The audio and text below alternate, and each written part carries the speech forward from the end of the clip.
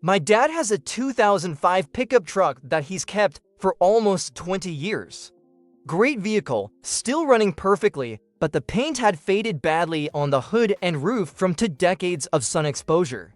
The rest of the body looked okay, but those horizontal surfaces were chalky and oxidized. A detailing shop quoted him $800 for a complete paint correction. A body shop quoted $3,500 for a partial repaint. Before he scheduled either, I brought over a $3 bottle, spent a Saturday working on the truck, and the paint came back to a deep, glossy shine. Not showroom new, but close enough that most people wouldn't guess the truck was almost 20 years old. And the whole fix took about 5 hours of careful work. Let me walk you through why car paint fades, why most people assume old paint is permanently damaged, and the $3 oil-based compound that restores most faded paint jobs. First, let's talk about what faded car paint actually is. Modern car paint has several layers.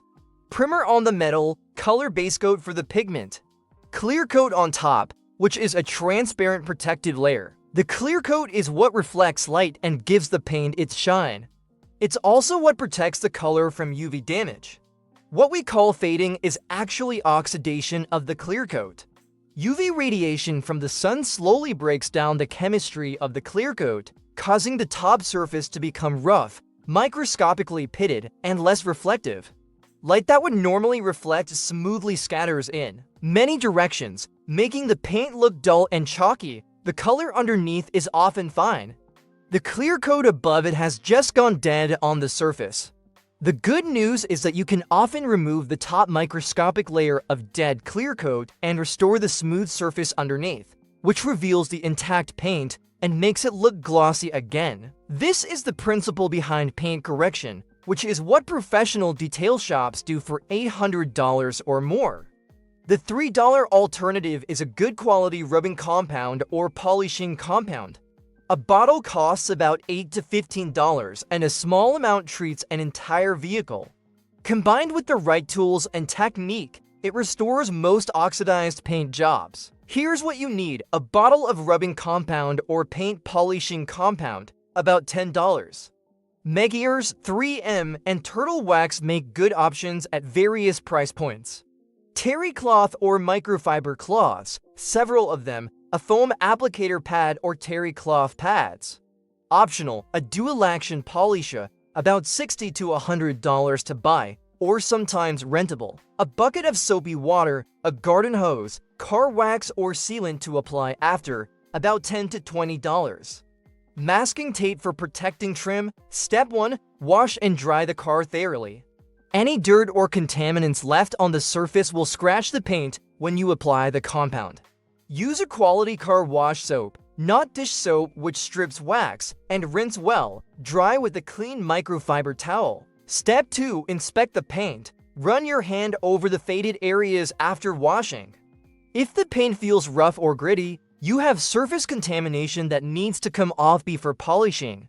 A clay bar, about $10, pulls this out of the paint. Rub the clay bar over the clean wet surface in straight lines. The clay picks up contaminants you can't see. Step 3. Tape off trim, rubber seals, and plastic bumpers. Compound can stain these surfaces and is hard to remove. Use painter's tape to protect them. Step 4. Apply compound. For hand application, put a small amount of compound on the foam applicator pad. Work in small sections, about a 2 by 2 foot area at a time. Spread the compound over the section in a circular motion with moderate pressure. Continue working it for a minute or two. The compound is abrasive, and you're using it to remove the top dead layer of clear coat. Step 5. Wipe off. Use a clean microfiber cloth to wipe away the compound residue. The area should appear shinier and cleaner than before. If it still looks oxidized, repeat the application with another round of compound. Step 6. For dual-action polisher use. If you have access to one, the process is similar but faster and more consistent. Apply compound to the pad, spread on the section at low speed, then increase to medium speed and work the compound in. The polisher's oscillation prevents burning through the clear coat the handheld rotary polishers can cause. Step 7. For deeply faded or oxidized paint, a two-step process may be needed. First, use a heavier cutting compound to remove the dead clear coat. Then follow with a finer polishing compound to restore gloss. Step 8. After compounding, wash the car again to remove any residue. Dry thoroughly. Step 9. Apply wax or paint sealant. This is critical. After removing the top layer of clear coat, the paint is more susceptible to UV damage. Wax or sealant replaces the protective layer and restores gloss further. Apply according to product directions, usually a thin layer wiped on, allowed to haze, then buffed off with a clean microfiber for specific paint situations. For light surface oxidation or water spots, a single pass with polishing compound and wax restores the shine. For moderate fading, rubbing compound followed by polish followed by wax provides dramatic improvement. For severe oxidation that's gone below the clear coat into the base coat, no amount of compound will restore the paint. This is the point where body shop work is warranted. Test your paint in a small area first to confirm the clear coat is still intact. For clear coat that started to peel or flake, which is the failure mode after severe oxidation, the peeling areas need professional repair or repaint. Compound can't fix peeling clear coat. For scratched paint, different approaches apply. Minor scratches can sometimes be buffed out with compound. Deeper scratches through the clear coat require touch-up paint. For headlights, which we covered in the foggy headlights script, similar compound works well. UV damage to polycarbonate headlight lenses responds to the same approach. For plastic trim that's gone gray, specific trim restorers work. Don't use paint compound on trim, which isn't designed for it. A few honest notes. Compound work requires patience and attention. Rushing can cause swirl marks or burn through the clear coat. Work methodically, checking your work as you go. For very old paint jobs or repainted vehicles, the clear coat may be thinner or non-existent.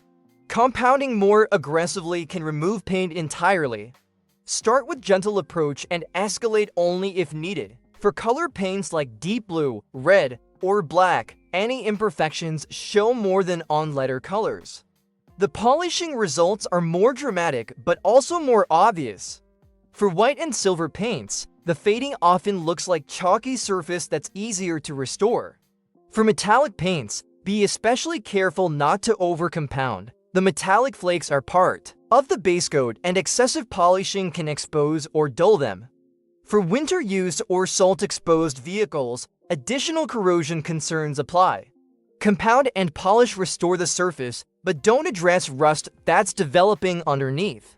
Full inspection for rust during restoration is wise. Maintenance after restoration. Wash regularly. Dirt and contamination held on the paint accelerate oxidation. Apply wax or sealant every 3 to 6 months. The protective layer is the biggest factor in preventing future fading. Park in shade or garage when possible. Sun exposure is the primary fading factor. Every hour in the shade adds to paint life. For vehicles that spend time outdoors, consider ceramic coating for long-term protection. A professional ceramic coating runs several hundred to $1,000, but can last several years and provides much better UV protection than wax. The economic comparison: $10 for compound, $10 for polish, $20 for wax, maybe $60 if you buy a dual action polisher that you'll use for many future cars and projects.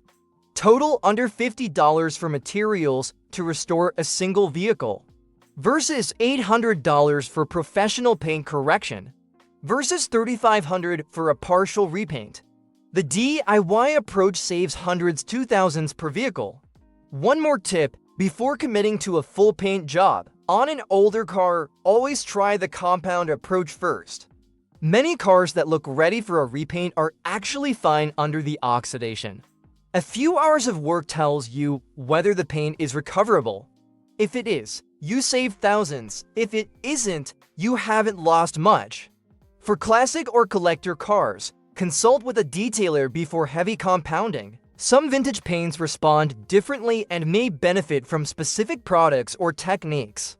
For daily drivers and family cars, The results of DIY restoration are often excellent for everyday purposes.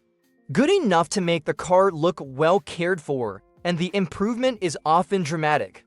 A 10-year-old family sedan with faded paint can come back to looking 5 years old or less with a weekend of work. That's a meaningful transformation.